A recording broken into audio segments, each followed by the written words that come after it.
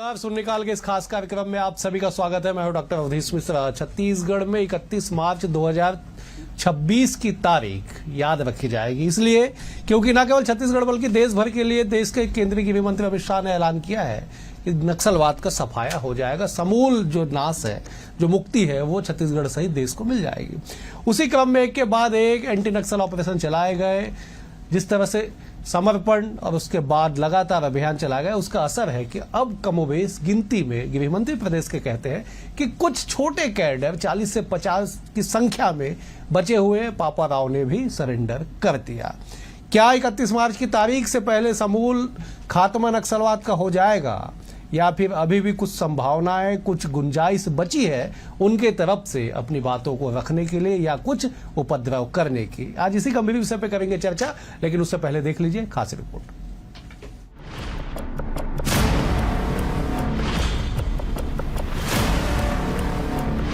छत्तीसगढ़ के रक्त रंजित इतिहास में आज का दिन लाल आतंक के ताबूत पर आखिरी किल साबित होने जा रहा है।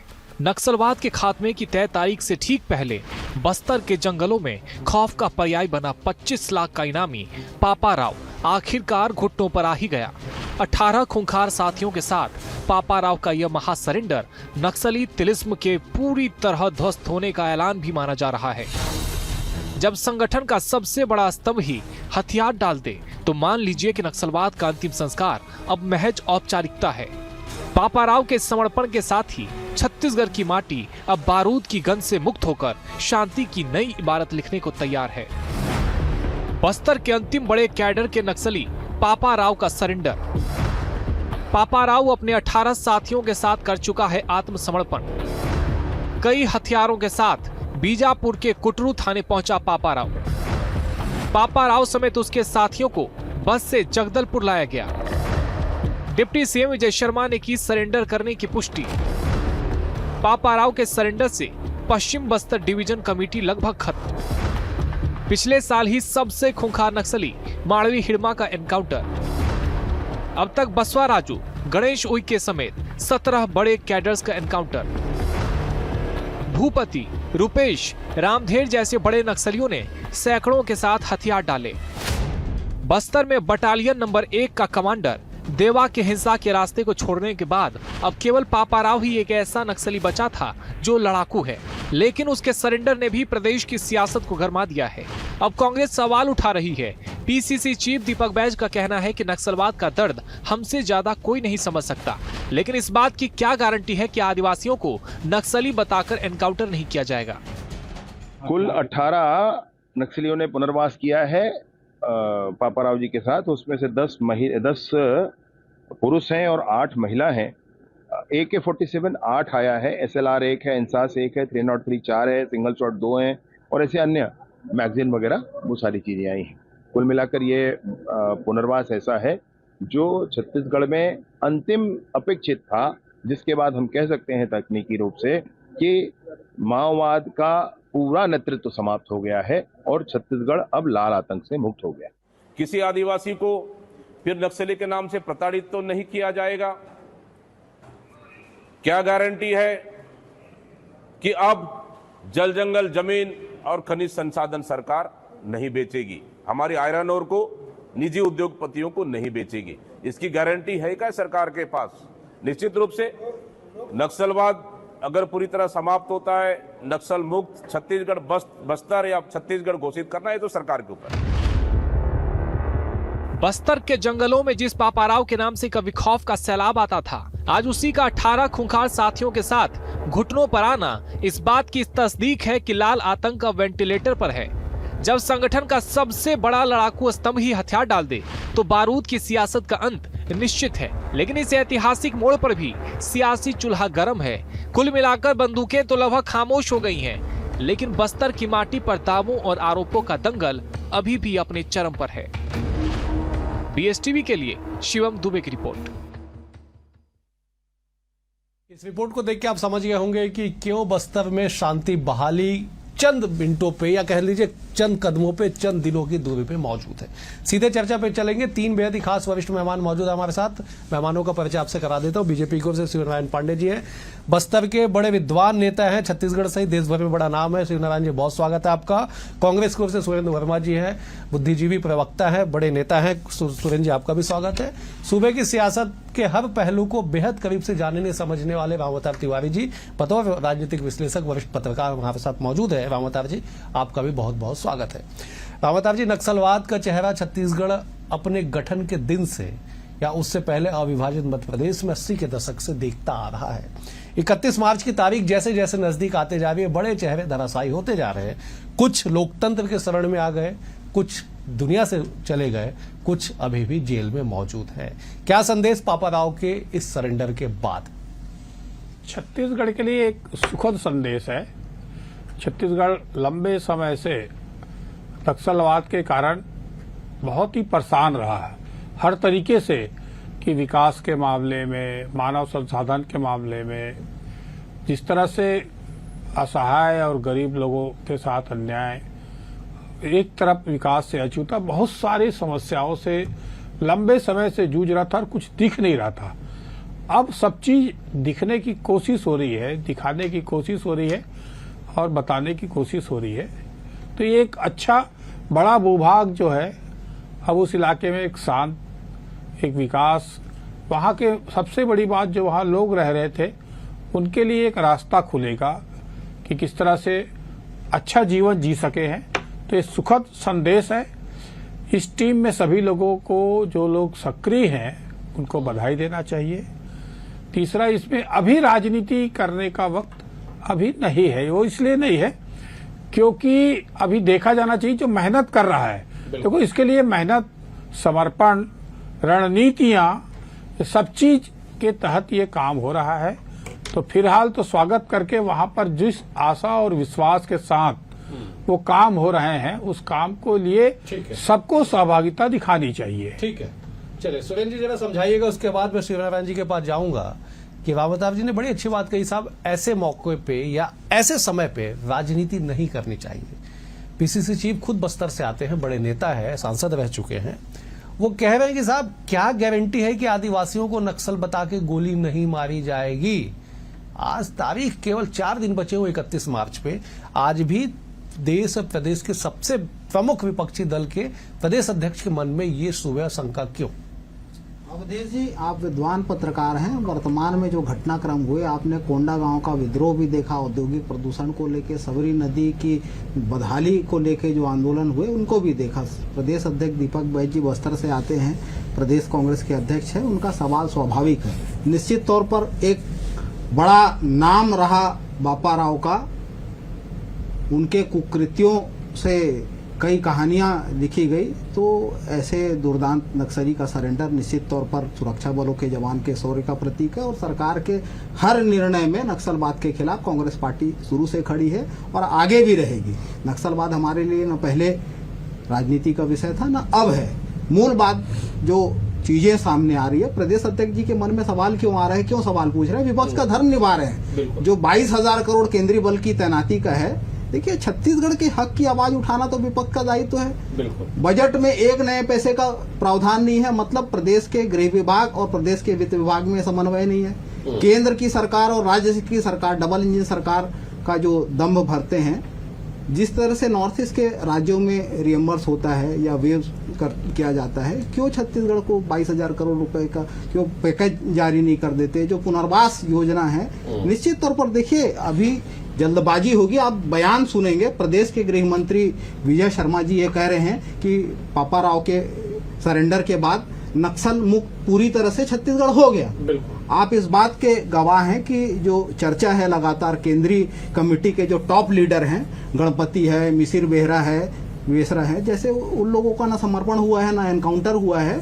तो अभी ये कहानी जल्दबाजी होगी, एक हफ्ता इंतजार करना चाहिए। आज 24 तारीख है, 31 तारीख का डेडलाइन है, उससे पहले समाप्त हो जाए, हम ये चाहते हैं। और छत्तीसगढ़ का हर नागरिक और देश का नागरिक, क्योंकि देश की आंतरिक सुरक्षा के लिए एक खतरा था, जो संविधान में विश्वास नहीं रखते, हिंसा के लिए हमारे संविधान में कोई जगह नहीं है, जल्दी खात्मा हो। लेकिन सरकार को धैर्यपूर्वक और वास्तविक स्थिति के अनुसार जो वादे हैं, जो पुनर्वास को लेके, जो विकास को लेके, उस तरफ ध्यान देना चाहिए। और हड़बड़ी में इस प्रकार का बयान पहले भी आपने सुना, उत्तर बस्तर नक्सल मुक्त, नारायणपुर जिला जो जिसमें अबूझमाड़ आता है, जहाँ 70% पहुंच रही है सरकार का, विपक्षी दल अपना बयानों को घोषित कर देना उचित नहीं है। ठीक है सूर्यनारायण जी, विपक्षी दल कांग्रेस अपना राजनीतिक धर्म निभा रही है, शक जता के उनके अंदर होंगे सवाल, होंगे, लोकतंत्र में सवाल पूछना कोई बुरी बात नहीं है कि साहब कि किस बात की गारंटी, इस बात की गारंटी कौन लेगा कि आदिवासियों को गोली नहीं मारी जाएगी। बेहद गंभीर मामला है, जरा समझाइएगा कि ऐसे शक की गुंजाइश धरातल पे कितनी है, क्योंकि आप बस्तर के बड़े नेता हैं, जरा समझाइए एक बार। सुरेंद्र भाई ने जिस प्रकार से और लोकतंत्र के प्रति आस्था जगाते हुए ये बात कही है कि नक्सलवाद नक्सली मुक्त होना चाहिए बस्तर और छत्तीसगढ़, इसका मैं स्वागत करता हूं। लेकिन उसी के साथ साथ मैं दीपक जी का जो बयान है उससे बिल्कुल आश्चर्यचकित नहीं होता, क्योंकि दीपक जी के जो भी बयान आए हैं बहुत जिम्मेदार विपक्ष के बयान नहीं आए हैं। उन्होंने जब सरेंडर करने की स्थिति होती थी तो कहते थे पंचर वाला और छोटे छोटे लोगों को इस प्रकार से सरेंडर करके सरकार वाहवाही ले रही है। दूसरा, जब एलिमिनेट होते थे नक्सली बड़े बड़े नेता, जब मारे जाते थे मुठभेड़ में, तब ये कहते थे गरीब आदिवासियों को वहां पर मारा जा रहा है। अब जब ये बहुत बड़ा आखिरी बड़ा भारी विकेट है ये पापा राव का, जब ये जा रहा है तब उन्होंने ये सवाल किया कि अब क्या गारंटी है कि आदिवासी नहीं मारे जाएंगे। सोचिए कितना जिम्मेदार बयान है ये, जहां पर नक्सलवाद पूरी तरह से घुटनों पर है, समाप्त होने के कगार पर है। कुछ मतलब उनके एरिया कमांडर में वो भी कुछ छूट फूट अगर बचे भी होंगे, इतनी सीरियसली जो है सारी बातें हो रही हैं और लगभग नक्सलवाद समाप्त हो चुका है। जो आखिरी इनका बड़ा विकेट था पापा राव, वो भी आज सरेंडर कर रहा है अपने पूरे साथियों के साथ। बहुत सारे एलिमिनेट हो गए, 5,000 5,500 से ज्यादा या तो एलिमिनेट हुए या तो लोकतंत्र पर आस्था व्यक्त करते हुए उन्होंने पुनर्वास लिया है। ऐसी स्थिति में इस प्रकार के सवाल उठाना राजनीति के लिए बहुत गुंजाइश है दीपक जी को। दीपक जी वहीं से आते हैं और फिर भी ये कवर फायर देना नक्सलियों को, एक प्रकार से ये कवर फायर देने की कोशिश है। इनको जो जल जंगल जमीन, अरे भाई जब नक्सली वहां नहीं थे तभी वो वहां के आदिवासी जल जंगल जमीन की रक्षा कर रहे थे और हमेशा से जल जंगल जमीन से उनका अस्तित्व जुड़ा हुआ है। सरकार उन्हीं के द्वारा चुनी गई है, उन्हीं की सरकार है। ऐसी स्थिति में इस प्रकार के बयान देना अपने आप में कुल मिला के इस गंभीरता को हल्का करना ही जो खुशी का माहौल है, जो वातावरण में जो वातावरण बना हुआ है, राउतार जी के पास जाऊंगा। ठीक है, प्रोत्साहित करने की जरूरत है। खेद होता है ठीक कि है, इतनी बड़ी जिम्मेदार पार्टी के अध्यक्ष का इस प्रकार से बयान है। ठीक है सुरेंद्र जी, कांग्रेस पार्टी ने अपना सर्वोच्च नेतृत्व नक्सलवाद के दंश में झेला है, खोया है। ऐसे में कवर फायर देना कोट अनकोट कितने सहमत है आप? बिल्कुल गलत आरोप है, झूठा आरोप है। अवधेश जी, आप इस बात के गवाह हैं कि हमारे लगभग 3 दर्जन नेताओं ने शहादत दी है, नक्सलवाद का दंश हमने झेला है। और पिछले 2 साल में देखिए कोई भी सरकार कार्रवाई कर रही, मैंने पहले भी कहा था कि नक्सलवाद के खिलाफ हर लड़ाई में कांग्रेस पार्टी सुरक्षा बल के जवान और सरकार के निर्णय के साथ है। लेकिन यदि गलती से भी या फर्जी जो आरोप लगे, फर्जी मुठभेड़ के, आप गवाह हैं लगातार। महेश कुड़ियाम मध्याह्न भोजन का रसोईया था, कई साल से उसकी तनख्वाह बैंक खातों में आती थी, मार के नक्सली बता दिया गया। पीड़ित है परिवार। रामली ओयाम के सहित आधा दर्जन बच्चों को गोलियां लगी, 2 महीने तक सिर में गोली लगी रही, रायपुर में ऑपरेशन हुआ। ऐसे दर्जनों पीड़ित परिवार हैं। पीड़िया में 13 लोगों को मार दिया गया, बीजापुर, कोयली बेड़ा, कांकेर।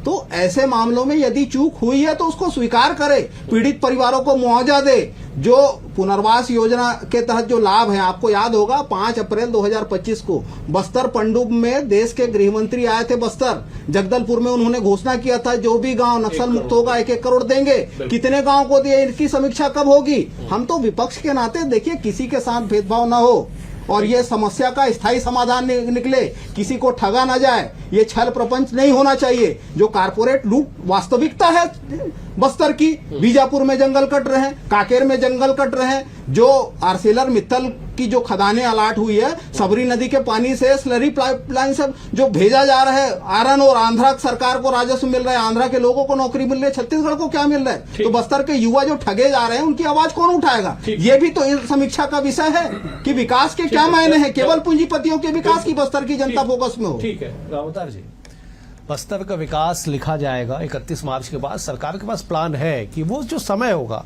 उसमें कैसे लोगों को विश्वास जताया जाए कि सरकार उनके साथ उस छोर पे है, उस जगह पे है जहां पे कल तक नक्सलियों का राज होता था।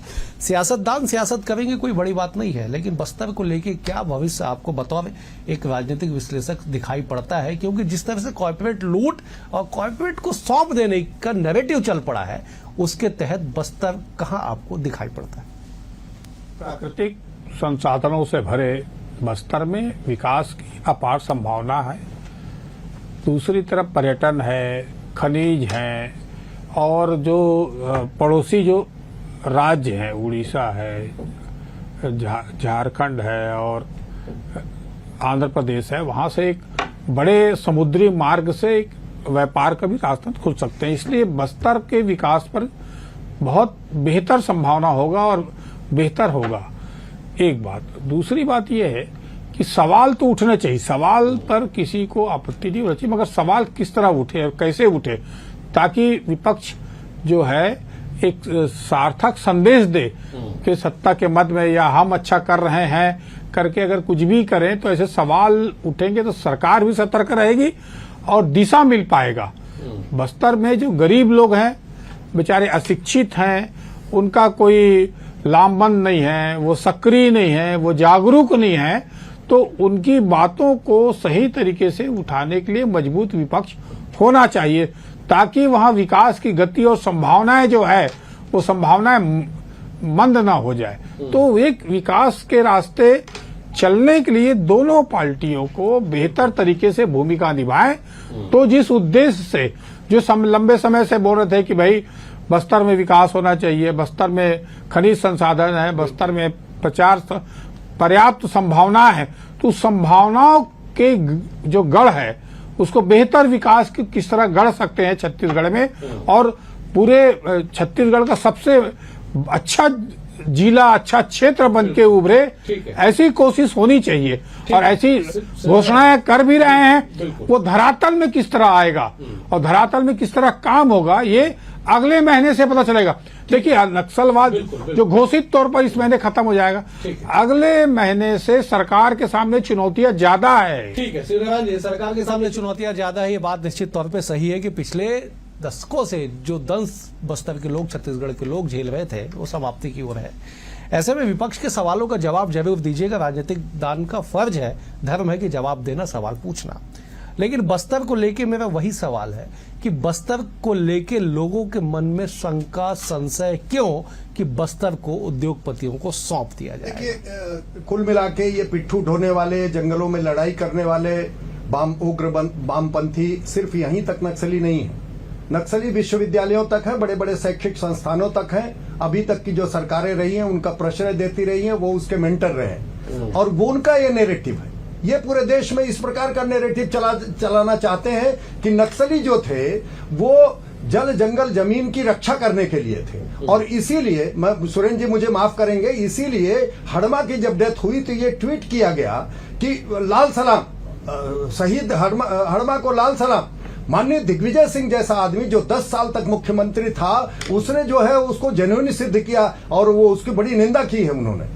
और इस प्रकार के नैरेटिव में हमारी प्रमुख राजनीतिक पार्टी भी फंस जाती है। जिस प्रकार से सुरेंद्र जी कह रहे थे कि जल जंगल जमीन और उनके मित्र और इस तरह का आमतौर पे कांग्रेस का नैरेटिव चलता है, वास्तव में ये अर्बन जो नक्सली हैं वो इस प्रकार के नैरेटिव बनाते हैं। भारतीय जनता पार्टी जब जब भी शासन में रही है, जहां जहां भी शासन में रही है, और अभी सरगुजा को हमने नक्सल मुक्त किया था, सरगुजा में आप बताइए कि कौन सा ऐसा जो है मित्र आ गए और कौन सा वहां का जल जंगल जमीन पर जो है संकट खड़ा कर दिया भारतीय जनता पार्टी सरकार ने। आपको बताएं, जैसे हमारे शर्मा जी बता रहे थे, तिवारी जी, इन्होंने कहा कि गृह मंत्री पर ये भरोसा करना पड़ेगा। उन्होंने कहा है, अभी पंडुम में जब आए थे अतिथि के रूप में, तो उन्होंने कहा था कि बस्तर भारत का सबसे बढ़िया जिला बनेगा।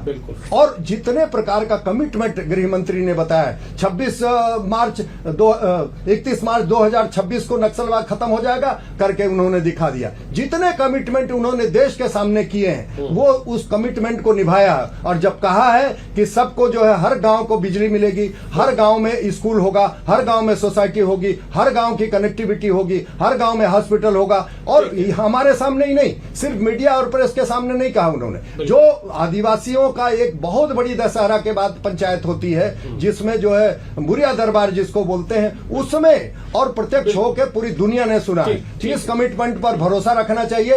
1,40,000 करोड़ सेंट्रल गवर्नमेंट पंप करने वाली बजटरी एलोकेशन की सुरेंद्र जी बात कर रहे थे। आपको मालूम होना चाहिए कि नक्सलियों की राजधानी जो जगरगुंडा और छोटे डोंगर अबूझमाड़ थी, वहां पर जो है एजुकेशन हब बनाने की इस बजटरी एलोकेशन है। नदियों को बांध के 100 करोड़ का, तो विकास के बारे में चुनौती नहीं दे सकते।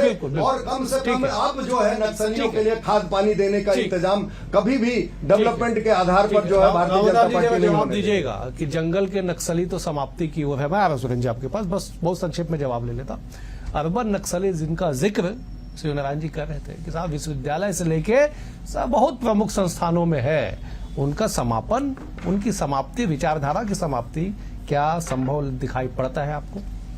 विचारधारा की समाप्ति की बात कहना जल्दबाजी होगी। विचारधारा तो रहते हैं, विचारधारा अपनी अपनी रहनी भी चाहिए। विचारधारा देशद्रोही ना हो, विचारधारा लोकतंत्र के खिलाफ ना हो, विचारधारा देश को मजबूत करने हो। विचारधारा पे किसी को आपत्ति नहीं है, मगर लोकतंत्र के नाम पर या लोकतंत्र के नाम पर किसी के साथ बुरा ना हो। जो लोकतंत्री व्यवस्था हमारे पूर्वजों ने बनाया उसको मजबूती की दिशा में सभी काम करें।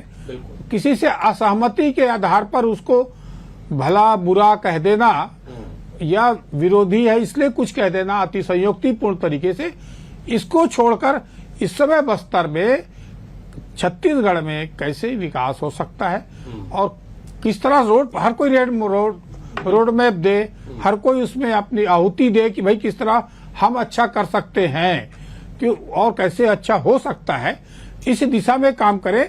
विचारधारा लोग स्वीकार करेंगे। देखिए, इसी नक्सलवाद, इसी वामपंथ, इसी कम्युनिस्टों के एक समय तूती बोल रही थी, पूरे देश और विश्व में चल रही थी। धीरे धीरे अपने कामों के कारण उनके काम को जनता ने नापसंद किया। धीरे धीरे आधार कमजोर हो गया।